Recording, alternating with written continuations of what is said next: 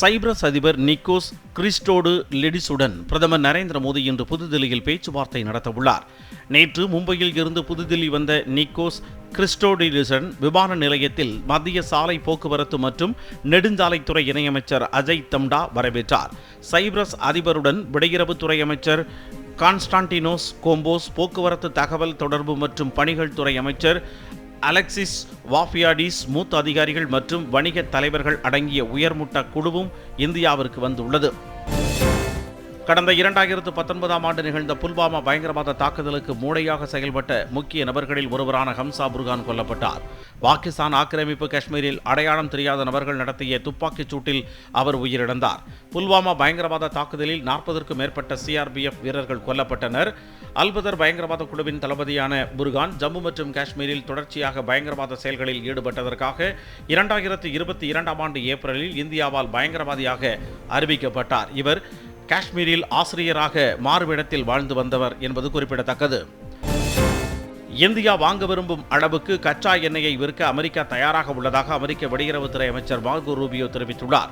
Sweden மற்றும் இந்தியாவுக்கான தனது பயணத்தை தொடங்குவதற்கு முன் செய்தியாளர்களிடம் பேசிய அவர், ஹார்முஸ் நீரிணை மூடப்பட்டதன் காரணமாக உயர்ந்து வரும் எரிசக்தி விலைகளால் இந்தியா பாதிக்கப்படுவது குறித்த கேள்விக்கு பதிலளித்த பொழுது இதனை தெரிவித்தார்.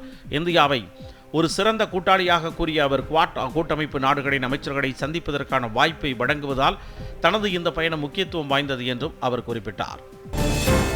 2026-27ஆம் ஆண்டு சுற்றுலா பருவத்திற்கான மேம்படுத்தப்பட்ட கோல்டன் சேரியட் சொகுசு ரயிலை அறிமுகப்படுத்துவதாக இந்திய ரயில்வே கேட்டரிங் மற்றும் சுற்றுலா கழகம் அறிவித்துள்ளது.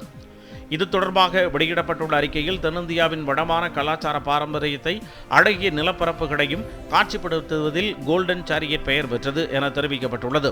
இந்த ரயிலில் வடிவமைக்கப்பட்ட உட்புறங்கள், சொகுசான மேம்படுத்தப்பட்ட அறைகள், ஸ்மார்ட் டிவிகள் மற்றும் வைஃபை வசதியுடன் கூடிய பொழுதுபோக்கு அமைப்புகள் இடம்பெற்றுள்ளன. சிசிடிவி கண்காணிப்பு மற்றும் மேம்பட்ட தீ எச்சரிக்கை அமைப்புகள் நிறுவப்பட்டுள்ளன. இந்த பிரத்யேக ரயிலில் 40 அறைகளில் 80 விருந்தினர்கள் வரை பயணிக்க முடியும். தலைநகர் தில்லியில் பருவமழை தொடங்குவதற்கு முன்பாகவே 75 அரசு பள்ளிகளில் மழைநீர் சேகரிப்பு அமைப்புகளை புதுப்பித்து செயல்பாட்டிற்கு கொண்டு வரும் ஒரு முக்கிய முன்னெடுப்பை தில்லி அரசு மேற்கொண்டுள்ளது. நீர் பாதுகாப்பை வலுப்படுத்தும் வகையில் ஆண்டுக்கு சுமார் 50 கோடி லிட்டர் மழைநீரை சேகரிக்கும் திறனை உருவாக்கும் என்று தில்லி முதலமைச்சர் ரேகா குப்தா தெரிவித்தார். நிலத்தடி நீர் செறிவூட்டலை மேம்படுத்துவது, நிலையான நீர் பயன்பாட்டை ஊக்குவிப்பது மற்றும் மாணவர்கள் உள்ளூர் சமூகத்தினரிடையே விழிப்புணர்வை ஏற்படுத்துவதே இந்த முன்னெடுப்பின் நோக்கம் என்று அவர் கூறினார். அடுத்த மாதம் 1 தேதி புதுதில்லியில் நடைபெறவிருந்த முதல் சர்வதேச பெருவிலங்கு உச்சி மாநாடு கூட்டமைப்பு ஒத்திவைக்கப்பட்டுள்ளது. இந்த உச்சி மாநாடு 4வது இந்தியா ஆப்பிரிக்கா மன்ற உச்சி மாநாட்டுடன் இணைந்து ஏற்பாடு செய்யப்பட்டு வந்தது. முதல் சர்வதேச பெருவிலங்கு கூட்டமைப்பு உச்சி மாநாட்டையும் பிற்காலத்தில் கூட்ட முடிவு செய்யப்பட்டுள்ளதாக சுற்றுச்சூழல், வனம் மற்றும் காலநிலை மாற்ற அமைச்சகம் ஓர் அறிக்கையில் தெரிவித்துள்ளது. ஆப்பிரிக்க ஒன்றியத்தின் தலைவர் மற்றும் ஆப்பிரிக்க ஒன்றிய ஆணையத்துடன் கலந்தாலோசித்து 4வது இந்தியா ஆப்பிரிக்கா மன்ற உச்சி மாநாட்டை பிற்காலத்தில் கூட்டுவது என முடிவு செய்யப்பட்டது.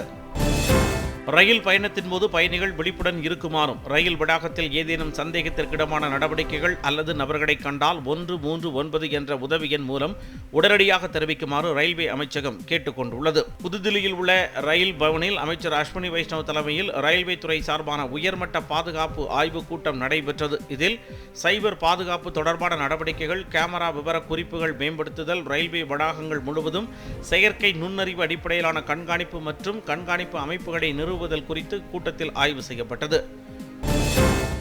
உத்தரப்பிரதேச மாநிலம் முழுவதும் கடும் வெப்ப அலையின் பிடியில் சிக்கி தவித்து வருகிறது. கடந்த 5 நாட்களாக உத்தரப்பிரதேச மாநிலத்தில் சுமார் 47 டிகிரி செல்சியஸ் வரை வெப்பம் பதிவாகி உள்ள நிலையில் நாட்டின் மிக அதிக வெப்பம் பதிவான இடமாக கருதப்படுகிறது. இதனால் மக்கள் மிகுந்த சிரமத்திற்கு ஆளாகி உள்ளதோடு குளிர்சாதன அறைகளில் கூட அதிக வெப்பம் காணப்படுகிறது. பெரும்பாலான இடங்களில் வெப்பநிலை 45 டிகிரி செல்சியஸை தாண்டி உள்ளது. பாண்டா, பிரயாக்ராஜ், வாரணாசி உள்ளிட்ட பகுதிகளில் பதிவான அதிக வெப்பநிலை காரணமாக அந்நகரின் இயல்பு வாழ்க்கை முற்றிலும் பாதிக்கப்பட்டுள்ளது. தமிழ்நாடு அமைச்சரவையில் விடுதலை சிறுத்தைகள் கட்சி இணைவதாகவும் அக்கட்சியின் சட்டப்பேரவை உறுப்பினர் வன்னியரசு அமைச்சராவார் என்றும் தொல் திருமாவளவன் கூறியிருக்கிறார். சென்னையில் நேற்றிரவு செய்தியாளர்களை சந்தித்த அவர், அமைச்சரவையில் இடம்பெற தாவேகா தரப்பில் இருந்து வெளிப்படையான அழைப்பு வந்ததாகவும் கூட்டணி ஆட்சி முறையை தமிழ்நாட்டில் கொண்டுவர வேண்டும் என முதலில் முன்மொழிந்தது விசிக தான் என்றும் குறிப்பிட்டார்.